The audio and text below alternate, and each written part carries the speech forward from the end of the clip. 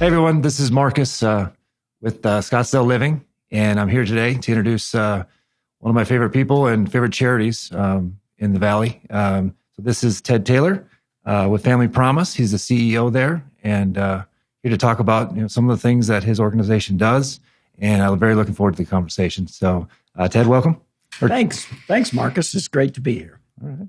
Yeah. Again, this is kind of your day. We want to talk about all the great things that Family Promise does with helping the homeless and the shelter that you bring them, all the necessities and the counseling and all the great things that you do. Again, I'm a big fan. Yeah. So obviously, my charity likes to give to your charity because it's really important work that you're doing. Thank you. And obviously, there's a lot of things surrounding the homeless situation right now. So Sure. you know a lot more about it than I do.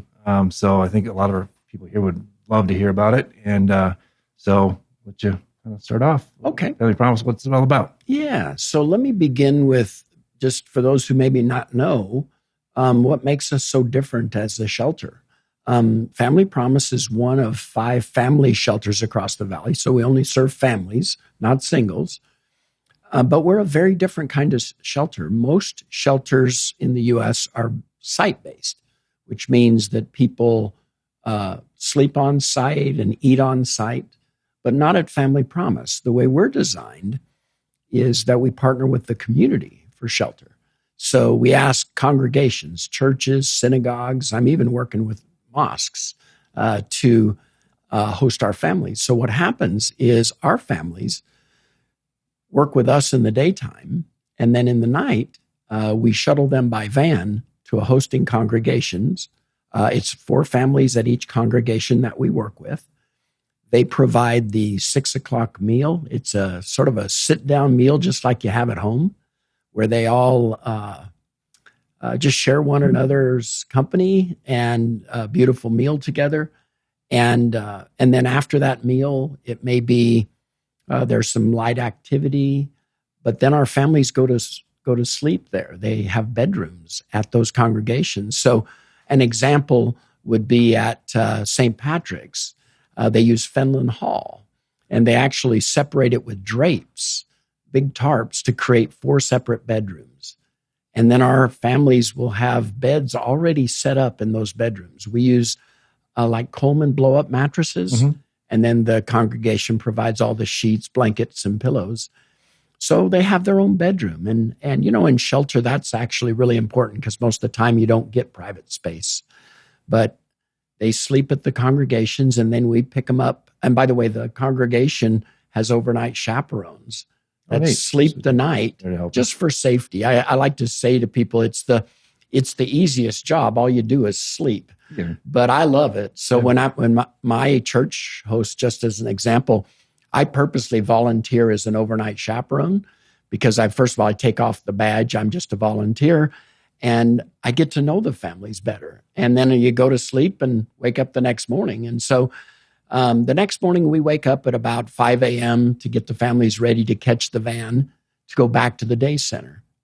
So what I just described is one night, we do that 7 nights in a row at a hosting congregation. So it's a week-long hosting at a congregation. And the reason that's such a big deal is it's a very different way to look at healing families who've lost their homes.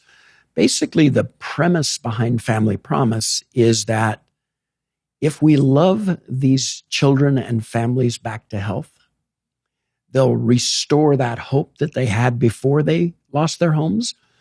We can stabilize them with employment and basic services. And then ultimately, our biggest goal, of course, is to get them back into sustainable housing. So that community model is absolutely beautiful. And I have to say, just from my own perspective, it's a divinely inspired model. It's so beautiful. And the proof of that for me is that there's 7,000 congregations doing this across the nation. People have no idea that Family Promise is the largest shelter in the United States of America, bar none, because of that network. And do they all operate in that same type of format? More or less. That's the the core model for family promise, but there are family promises, including us now, looking at housing. The shortage of housing is so acute, especially in Arizona, but across the country, that there are family promises. For example, I was up in Oregon last week. Family Promise had been approached about taking over a motel, 114 rooms to begin sheltering families in the motel. It was an empty motel, and the city of Portland wanted them to do something about homelessness and said, would Family Promise be willing to run this? And so that's an example of, it's a trust relationship. They came to us and said, would you be willing to help in this way? And the answer is, we're here to help. And so some family promises across the country are getting pretty innovative about housing options, as an example. And that 7-day protocol that you have with them, is that based the way you do it that way? Is that kind of for consistency for them to kind of get them kind of feeling like they have a foundation? That's really insightful, actually. That's exactly what we're trying to do. We create regimen. We use a word that's not very commonly used today in our shelter. We're rigorous. That's what I was going to say. So building a foundation and kind of getting them back into kind of a pattern. Yeah. In the strangest way, I'm glad you brought this up. Most people don't get this, that what happens when things are chaotic and you're really afraid is rigor and routine bring confidence back, bring stability back, bring lower stress. So our rigor, to some degree, is why it works so well, why we have such a high success rate. Makes sense. Yeah. So they pick them up on the shuttle about 5 a.m. Yeah. Take them back to Family Promise. And then so we've got obviously newborns, you've got young kids, and you've got adults. So what is a day like when they go back to the shelter? So let me begin by giving some sort of parameters to who we serve. People don't realize that homeless families in America, 84% single mothers with young children. So average 2 to 3 kids below the age of 10. 80% of them have never been homeless before. It's a very different demographic from what you see on television. Sure. These families don't want to be seen because their biggest fear is that their children are going to be taken away. And unfortunately, the facts are that 1/3 of families who become homeless will lose their children. So that 84% single mothers is a really important demographic to who we're serving. It's also true here in Arizona. So to your question, what do we do at the day center? Sort of what are our responsibilities? The first thing we do with a new family is we just try to stabilize. Try to help them to realize they're safe now. We have showers, we have food at our day centers, we have clothing, we have beautiful play areas for the kids so that they can feel like things are normal again, and we have kids. So kids play with kids. It's a beautiful part about family homelessness is that kids don't see it. So when you put kids together, they just play. Yeah. They just have no concept that there's something awry. And I think it also is really healthy for the parents that way, that they see that normalcy come back. But so what we do is we stabilize. We make sure that they've got the basic necessities and that they feel safe. We also secure really quickly basic services under them. Things like a SNAP, which is food stamps, basically. We want to make sure that they never have to worry about food because food is at the very heart of it, health. So that's one. Second of all, we're going to make sure they have health care. So we help them navigate the paperwork and the things that you have to do to get access for health care. And then something that is really important to families, especially single mothers, is accessibility to childcare. Childcare is in a crisis level in America, without a doubt. Very difficult to find. There are people be on a waiting list for 2 years to get childcare. So we give them access. We know where those childcare facilities are. We have relationships, but we also give them, help them through the paperwork of getting DES accessible child care subsidies so that we can help them support child care so they can work, which ultimately is their pathway to self-sufficiency. So at our day centers, during the daytime, we work with our families to navigate employment. At the very heart of Family Promise is a work program. We want our families to work, and we want them to have the ability to work, meaning childcare, safe housing. So we work really hard at strategies of employment. Average family is employed now within 14 days of arrival. So we work on employment. And then ultimately, two other pieces. We teach families at our day centers how to manage cash. And we do it in a very different way. We teach families how to manage cash 15 weeks ahead of now. And the reason that's a big deal is I have 2 business degrees and nobody ever taught me to manage cash. And I'm guilty. Let me just say that. I'm guilty in my life of managing cash right in front of my face at times. But what we know about crisis is the further you can get those decisions away from right in front of you, the more navigable they are, the more we're able to overcome them. We teach people how to do that. And we've been doing that for 13 years at Family Promise. It's really effective, and it gives us a pathway to successful graduation. We know what their cash flow is going to be like after they graduate. That's part of our key. You got a game planning, like what's it going to cost for food for the next couple of weeks? Exactly what's it right. cost for electricity, and Yep. and so that you have a breakdown of like you're going to need this core amount of money at the end of this time frame. So okay, makes sense. That's cool. Yeah, and then the last piece, obviously, that is critical to our work is that we secure housing. Now, housing is really complicated. In Arizona today, just to give you some numbers, we're the 48th worst state in the U.S. for housing availability, affordable housing availability. For every 100 units of housing necessary or needed for extremely low-income families, there's only 19 units available. The math, what that means in a nutshell, is the snowball is getting bigger and there is no solution in play. So the housing that is being built in Arizona is not enough.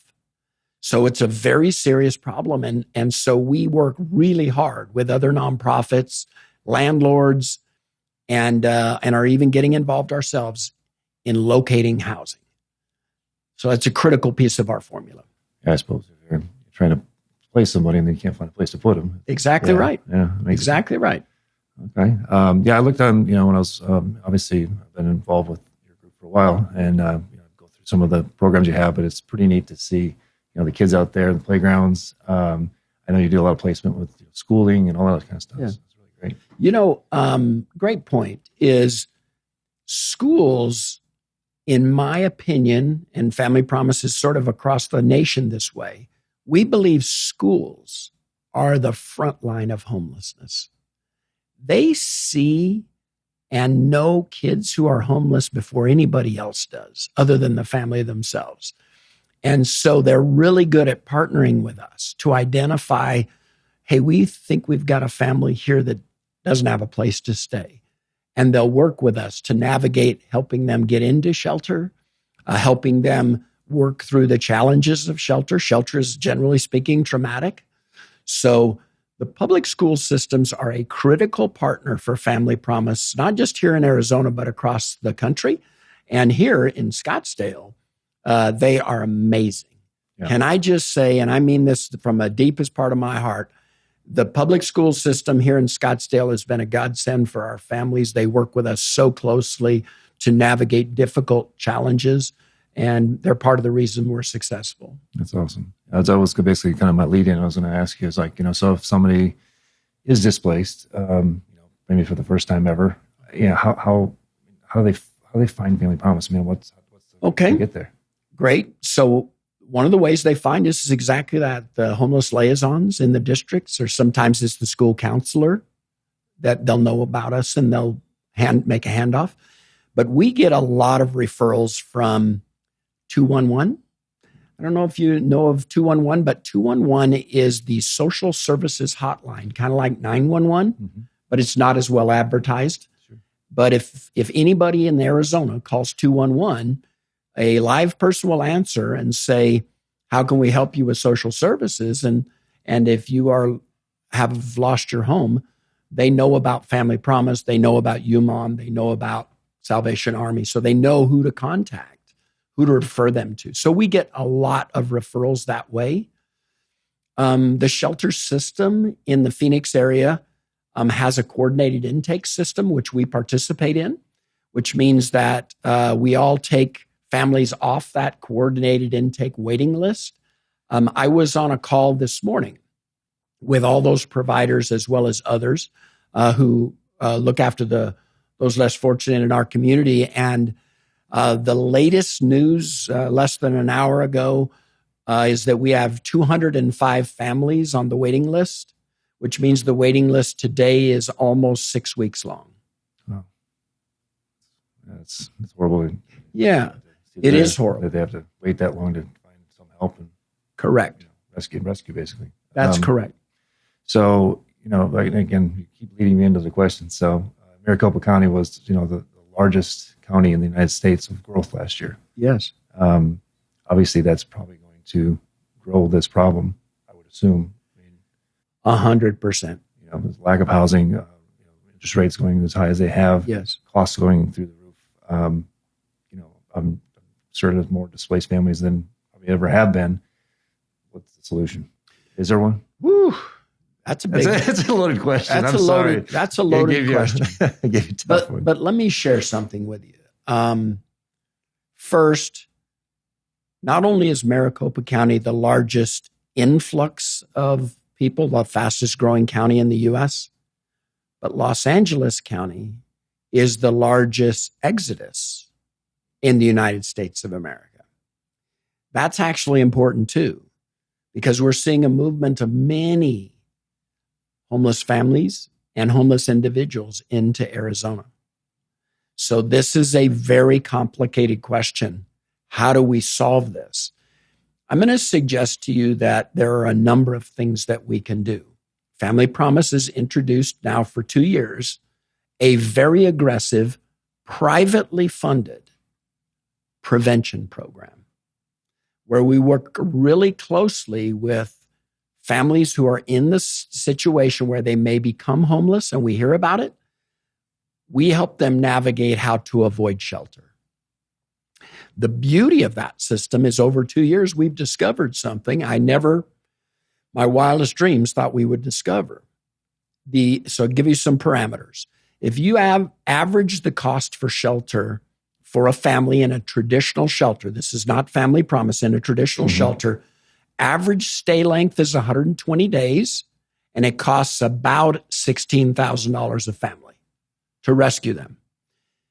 At Family Promise, the average stay is 43 days and costs just slightly less than $5,000 a family to rescue the families.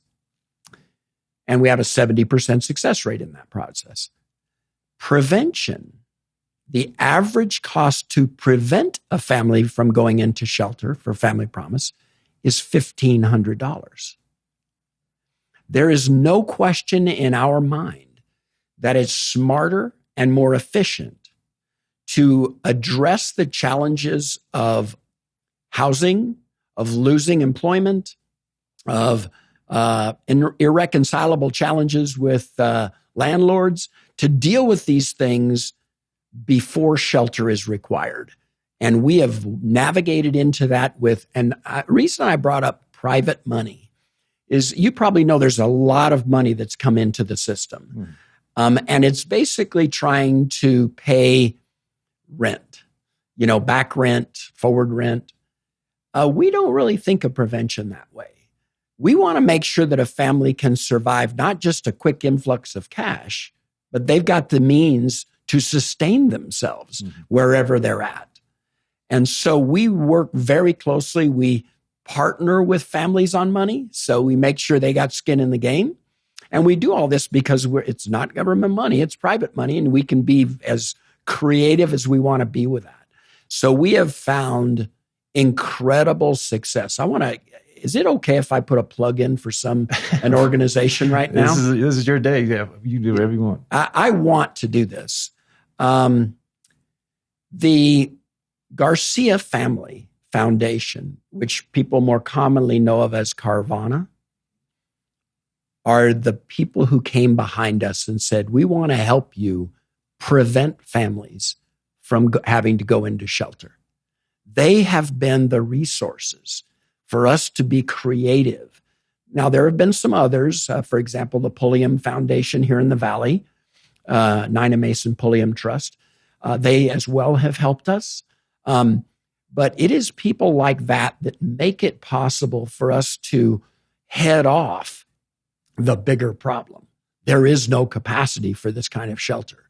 And so that's, I think, a key piece of how we stop this problem is preventing it. Makes sense. There is another side of this, though, and that is that if we do not address the housing shortage, for affordable housing shortage here in the Valley, we're going to get in deep trouble. This is going to become overwhelming, not just for singles, but for families as well. So what Family Promise is doing is, for the first time in our history, we're 25 years old. It's our silver anniversary. We are building a new housing community in Glendale. Really? Yes. It is built out of ocean shipping containers. We build 2-bedroom apartments out of 2 containers. So there's 640 square feet per dwelling unit. And there's 6 of them in this village. It's a courtyard. It's beautiful. And then we have an office on the village and a laundry on the village, a sport court. We have built this from the ground up. We designed it really high quality so that it would last. It doesn't look anything like what people would think of as a mobile home park. Yeah. It's more like single-family homes when you see it. And we now have state approval to build it. We have city approval to build it. So we are in the construction phase as we speak. So very excited about that. And why that's such a big deal is we're creating brand new inventory, number one. Number two, we're doing it on church properties. That's what I was going to say, how they zone it, but through the church. Okay. We're doing it with the cooperation of congregations. And right now, we have 9 additional congregations who've requested a village. So the cost of a village altogether, not including the partnership with the church, is just over $1 million per village. So they're affordable. Cost per door is about $165,000 versus if you were building traditionally, maybe $300 or more. Exactly, yeah. So we're very excited about that. And I want to say this at the risk of getting in trouble. We even have congregations here in Scottsdale that would love to have a village. Well, I think, again, there's going to have to be people that are going to have to kind of come off of it, come down a little bit and understand there's an issue that we have that's going to get worse if we don't address it. Correct. Some of the stuff that's out in California right now is just crazy. And I don't want, obviously none of us want that to come out here. And I would say this to you, something that I want to say is super important about creating affordable housing in the community. There's 2 issues.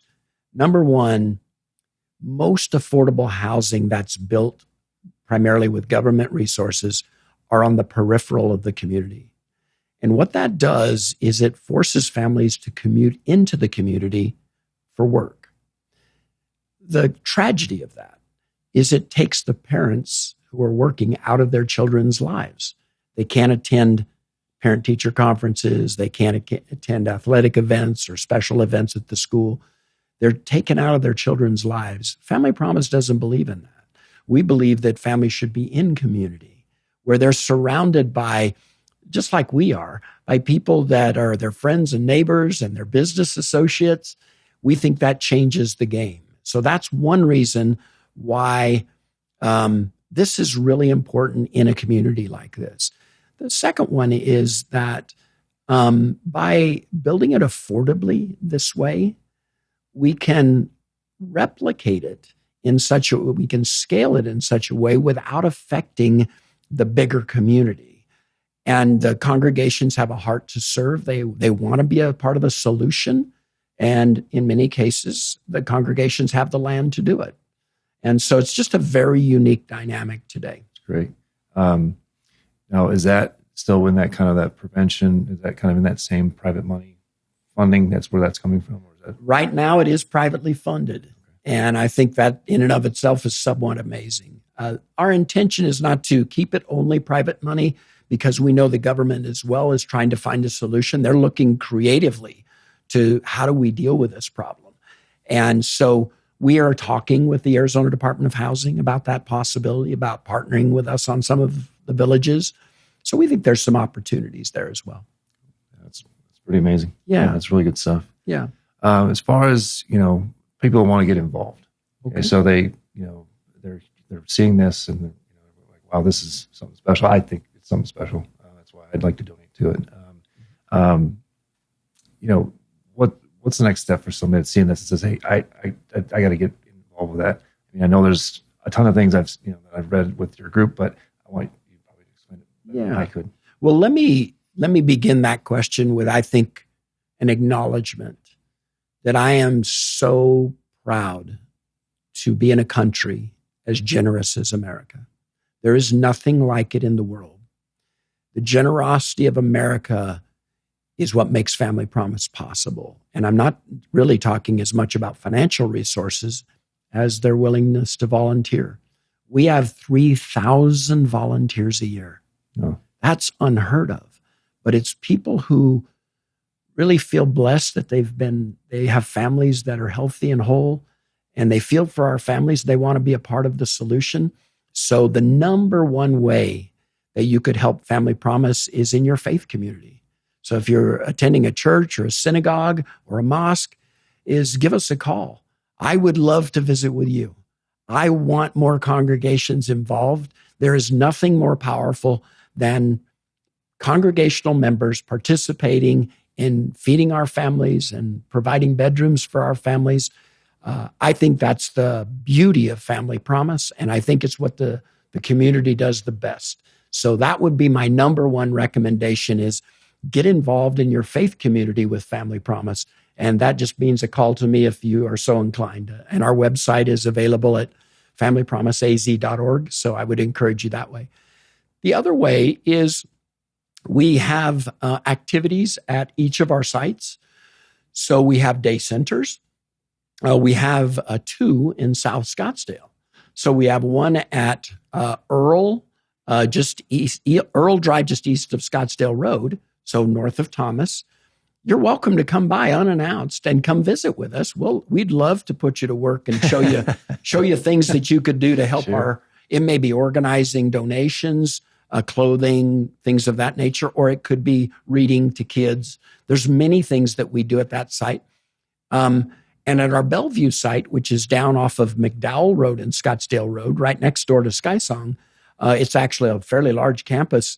We have many different projects. Sometimes it's gardening, because we have a garden there. We have cleaning projects for our units.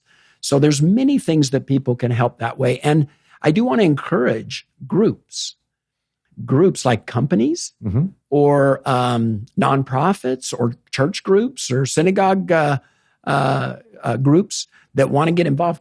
Let us know, because we love doing group projects. We can have more impact and have a fun time doing it. And our staff always participates in those. So that would be another way. Another way to participate is we're a qualified charity for the charitable tax credit. And people may not know this, but Arizona is the only state in the United States of America that allows a 100% charitable tax credit at the state level. That means that you could redirect tax dollars and it will cost you nothing. That's unheard of in America. It's going to change someday here in Arizona, but right now it's huge for Family Promise. And we would love to have the help of your charitable tax credits. For us, the maximum is $800 for family or $400 an individual. Okay, great. And they can get all that on the website? Absolutely. What's the website one more time?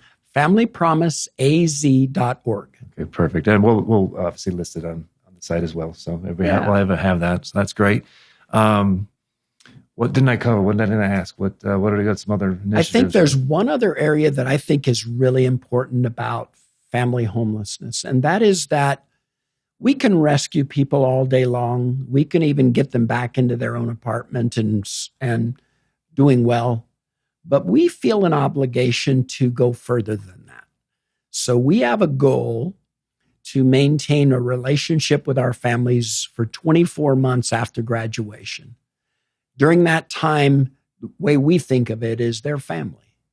So just like when you have a challenge or I have a challenge, and by the way, we all do, when we have a challenge, we call family and we let them know about it. Sometimes we want to talk it out. Sometimes we want ideas, referrals. That's who we are for our families.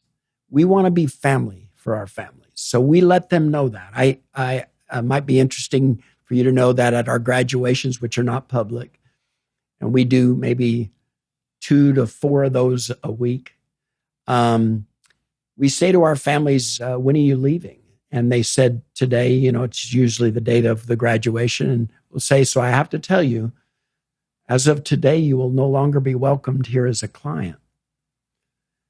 But effective today, you will always be welcomed here as family. That's great. So awesome. We want you to call us. We want you to let us know how things are going. Even if they're not going so well, we want to know to help. And then finally, we want you to come back and help other families who get in this situation. You see a lot of that? People absolutely. That's awesome. You know how sweet it is there's something profoundly satisfying about coming back and helping families who have been through what you went through, or going through what you went through, and you made it through. It's very therapeutic for the people that are going through it as well. It's healing for everybody, even the staff. Just seeing that somebody got through it. I'm here, but I can get there, and that's awesome. Exactly. It's really neat. Yep. Yeah. I know, like I said, for me, I was, when I first heard about it, I was like a no-brainer for me. I love all the charities out here, St. Mary's Food Bank and McDonald House and they're all great. Hey. I just seen the transition that you have with, the families that come in there and their animals and their pets and everything, and then they come out totally different people. So,